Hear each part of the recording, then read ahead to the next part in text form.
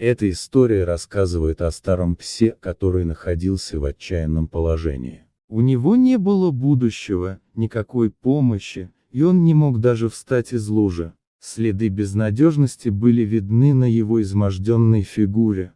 Однако он молча лежал, не желая привлекать внимание к своему страданию. Мы гуляли со своими собаками рядом.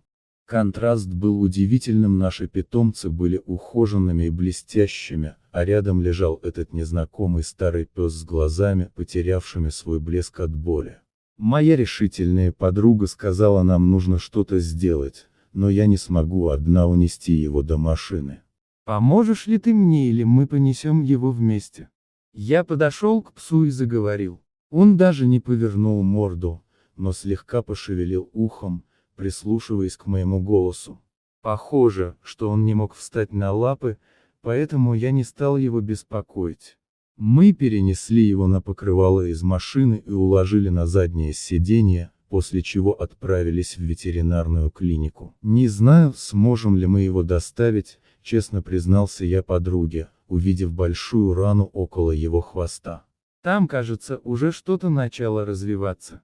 Хотя бы дайте ему укол, чтобы он не мучился, сказала подруга. Она в ветеринарку забежала, чтобы сказать, что пес грязный.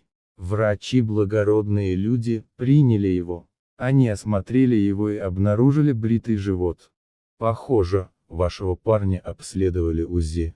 Он не агрессивный, должно быть, был домашним, заметил врач. После осмотра выяснилось, что у пса были с почками проблемы, моча не могла нормально отекать.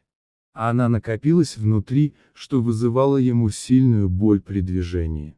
Вероятно, его хозяева выгнали его на улицу, чтобы избежать лечения. В ветеринарной клинике врачи помогли ему мочевой освободить, обезболили его и вкололи антибиотики из-за высокой температуры. Они также смогли немного накормить его жидким кормом, на что пес отреагировал и уснул от усталости. Мы чередовались в уходе за ним, кормили его из шприца, давали пить, ждали, пока он голову поднимет и начнет пить воду самостоятельно. Врачи всегда были на связи, брали его анализы и не позволяли ему отойти от жизни. Оказалось, что он не так уж и стар. Ему было максимум 6 или 7 лет, его зубы были практически целыми.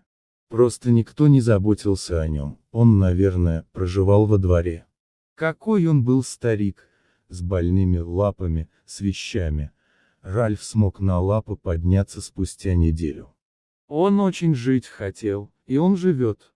Он самый замечательный и добрый пес, какой только может быть. Хорошо, что мы его тогда заметили. Если вам понравилась история, подпишитесь на канал. Всем добра, любите животных.